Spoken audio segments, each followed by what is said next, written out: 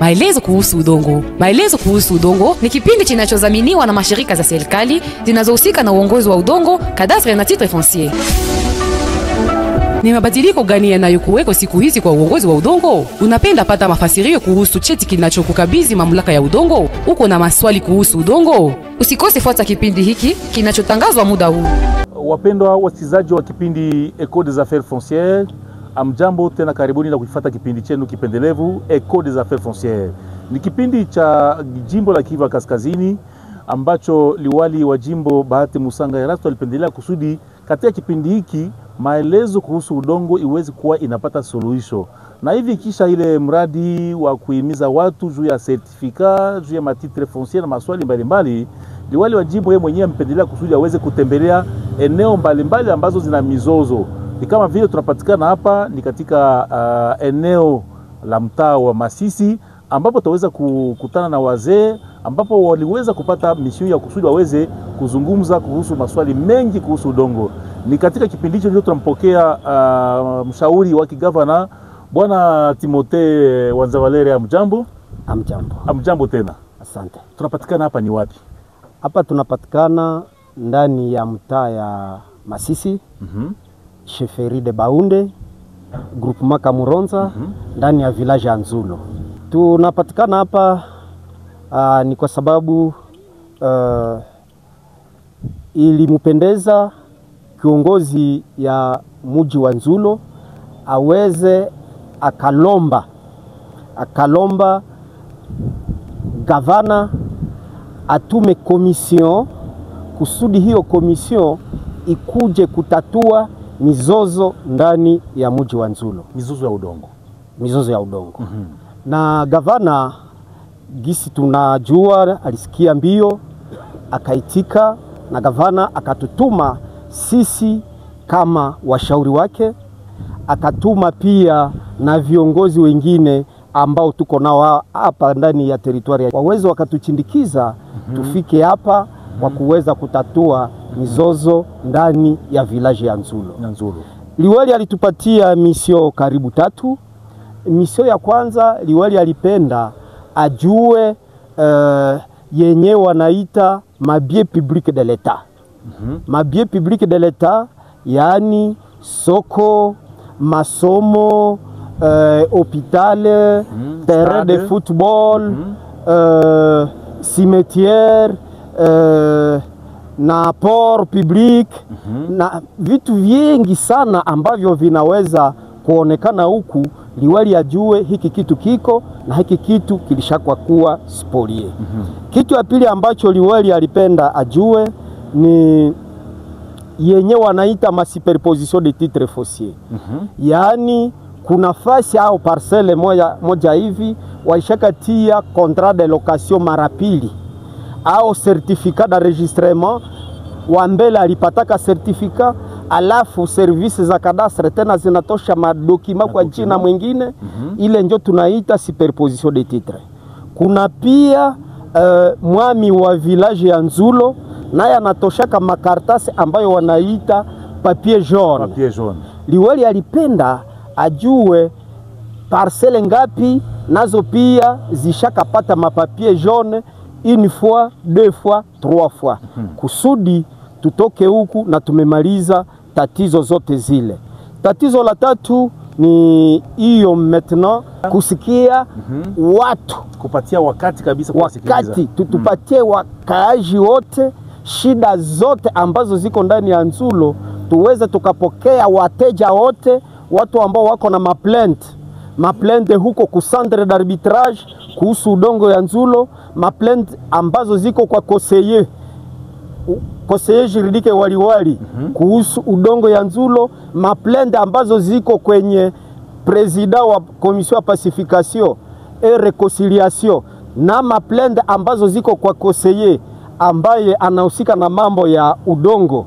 Mimi mwenyewe madosie zote tuzichukue kwenye ofisi zetu, tuzilete hapa Nzulo na tuzitatue hapa.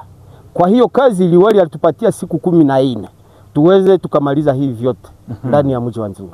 Ni kusema ninyi umeamua kutoka katika ofisi zenu kwenye gouvernorat kusudi muweze kuja kusikiliza wakaaji eneo hili. Sisi tumehamia hapa tuweze tukasikia wakaaji kwenye hii eneo. Ndio. Na ni kusema ni malalamiko ya wakaaji ambao walifikishia liwali kusudi aweze kuwatuma. Asante sana. Kuna malalamiko ndani ya ofisi mbalimbali ambazo watu walikuwa washamtembelea liwali kwenye ofisi yake. Watu wanakuwa wengi, watu wanakuja kumustaki chef de village wa Nzulo Bwana Kiluku kwenye liwali. Watu wanastaki Bwana Kiluku kwenye centre d'arbitrage. Watu wanamustaki partout, na ile Bwana Kiluku kumuita huku na huku na huku na huku, akasema hapana, mimi mwenyewe nijipeleke kwenye liwali, ni mulombe liwali atume komision ikuye hapa Nzulo na imalize mizozo zote. Ndio. Na nikusema kisha komision hiyo ndio mtapeleka ripoti sasa. Asante. Kama tunamaliza tunapeleka ripoti kwa liwali. Ndio. Tusigusie hiyo ripoti parce que mungali mkazi. Haiko vile. Sasa utueleze composition ile komision na wazee wote kabisa, na kama vile administrateur wa territoire ya Masisi naoza iko hapa. Naye mmemwona naye ni mshiriki kunako komision hii. Utueleze ni wanani ambao wanashiriki hasa kusudi komision hii iweze kuwa na nguvu. Asante. Tuna ndugu conseiller juridique waliwali ambaye ni vice president wa hii komision. Tuko na administrateur de territoire wa Masisi. Tuko na representant wa chef de chefferie ya Baunde. Tuko na representant ya chef de groupement ya Kamuronza. Tuko na conservateur, tuko na président wa commission de pacification. Très bien. Mzee iko hapa. Mzee mjambo. Naona uko mwenye unachoka. Kazi inakuwa nyingi. Ndio, asante. Tuko na mzee président wa commission ya pacification et résolution des conflits ndani ya office ya liwali. Okay. Tuko na conservateur de titres immobiliers Bwana Egide Ngongo iko hapa. Tuko na chef de division wa cadastre, naye pia walimutuma aweze akatuchindikiza ndani ya hii komision. Kuna pia chef de village. Chef de village ni yeye anatupokea huko. Bwana Kiluku ni yeye hapa. Bwana Kiluku iko wapi? Bwana Kiluku, mjambo. Jambo sana bwana. Unafurahi kukutana na wazee wote wakikuzunguka? Nafurahi sana bwana. Asante sana. Kuna pia maservice zingine ambazo hatutazitaja majina, hizo za security na hizo za police, ambao hawawezi wakaonekana nafasi kama hii. Pia liwali alitupatia msichana kusudi aweza katuongoza ndani ya hii mission sawa protokole wetu. Kuna mwingine alishashimama nyuma. Ndio. Kuna mwandishi wetu secrétaire rapporteur wa hii komision, naye tuko naye ndani ya hiki kikao. Kuna mzee notable Kabambi. Bienvenue kwa hapa. Yeye iko partenaire wa gouvernement. Iko partenaire wa gouvernement. Na iko membre wa hii komision. Tatue hii mizozo yote. Naye anatuchindikiza. Nawaza ili ale notable sasa wa eneo ambao nao walitupokea hapa, kwa sababu kuna notable Bwana Courage ko parmi ba notable Bwana Courage hapa. Asante sana. Sasa kuko mkubwa wa notabilite hii. Huyu mzee ni yeye alijenga hii nyumba. Hii notabilite Kabatsana. Ni yeye alijenga kwa pesa zake. Kwa pesa zake. Asante. Effort personnel. Hakuna bailleur, hakuna bienfaiteur. Ni mzee huyu ndiye notable ambaye alijenga hii nyumba, na ni yeye ametupatia nafasi ya kuikala. Na tunaendelea kuambia wengine wa notable ndani ya village ya Nzulo waige huyu notable, kwa sababu alishafanya kitu kia mzuri sana. Bwana mshauri wa kigavana, nakumbusha wasikilizaji wa kipindi chetu wa Affaires Foncières kama Wanza Valere anaeleza maswali kuhusu udongo na nia gani ambayo liwali alikuwa nayo kusudi mizozo mbalimbali iweze kuwa napata solution, lakini sio kubakia kwenye ofisi, ni kuja kwenye terrain. Asa unafikiria kisha apre Nzulo kuna wengine ambao wangependelea kusudi commission hii iweze kufanya kazi hiyo, mtafanya hiyo? liwali anapenda washauri wake waweze wakatembelea raia, wasiweze kubakia kwenye ofisi, wasiweze kubakia kwenye ofisi wakigeuza kiti. Hapana, hapana.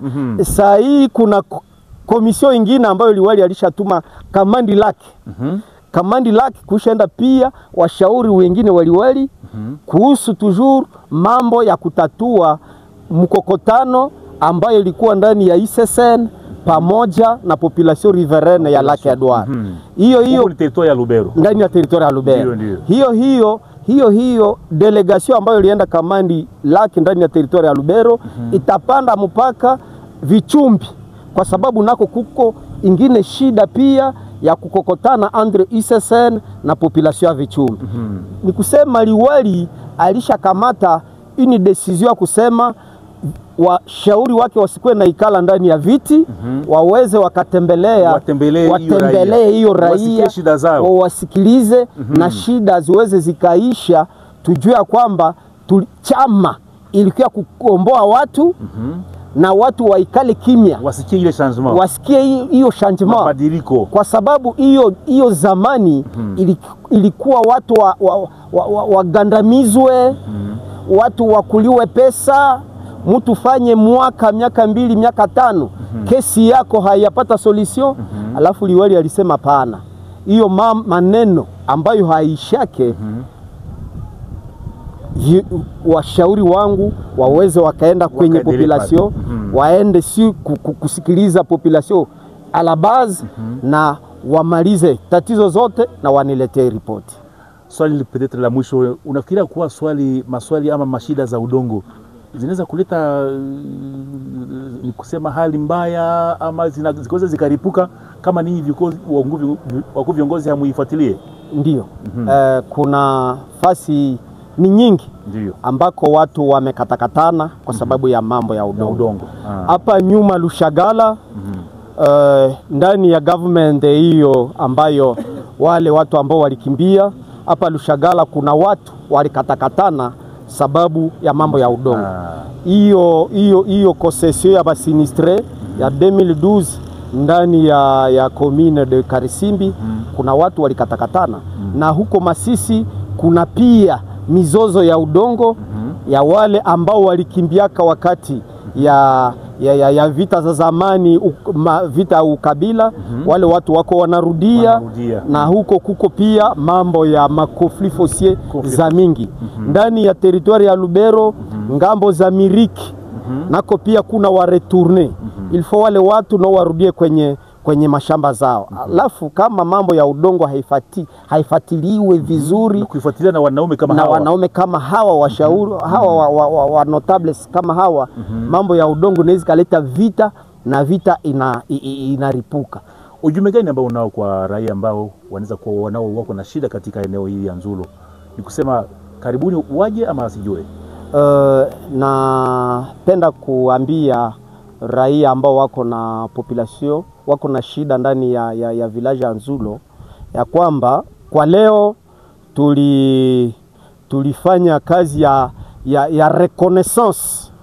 reconnaissance ya village Nzulo, yani tujue inaanzia wapi na inaishia wapi. Tumevisite terre ambazo wanaita espace public de l'Etat zimoja. Na hiyo kazi tutaifuatilia kesho, kwa sababu hatuyamaliza kuvisite hiyo terre d'intérêt public. Siku ya kwanza lendi tutakuja sasa ni kutafuta maparcelle ambazo ziko na masuperposition ya matitre ambazo zinaleta kasheshe mizozo. Tutatafuta hizo matere ambazo ziko na masuperposition de titres immobiliers et fonciers, na pia matere ambazo ziko na papier jaune ambazo notable chef de village Kiluku alishakapatia watu. Alafu tunapenda tuweze tuanze tuanje kusikiliza watu, kusikiliza kwa makini, itakuwa ni jeudi ya semaine prochaine. Jeudi, kama jeudi prochain, kama mtu iko na kesi au kama mtu iko na plainte huko ku centre d'arbitrage, kama mtu iko na plainte huko kwa liwali, kama mtu iko na plainte ambayo na usu udongo ya Nzulo, jeudi ya semaine prochaine awezi akafika hapa ku biro ya notabilite Kavatsana akutane na komisio. Ni hiyo message ambayo nilipenda tu kupatia population ambayo iko na mizozo ndani ya village ya Nzulo. Huyu alikuwa mshauri wa Gavana Bahati Musanga Erasto, ambaye kwa majina ni Timothée Wanza Vale. Yeye ni mshauri mkubwa ambaye anahusika na masuala ya udongo, na hapa tunapatikana katika eneo la Nzulo wakati commission ikifanya kazi. Asante kwa kuwa umetega sikio. Kwa herini. Maelezo kuhusu udongo. Maelezo kuhusu udongo ni kipindi kinachozaminiwa na mashirika za serikali zinazohusika na uongozi wa udongo, kadastre na titre foncier. Ni mabadiliko gani yanayokuweko siku hizi kwa uongozi wa udongo? Unapenda pata mafasirio kuhusu cheti kinachokukabidhi mamlaka ya udongo? Uko na maswali kuhusu udongo? Usikose fuata kipindi hiki kinachotangazwa muda huu.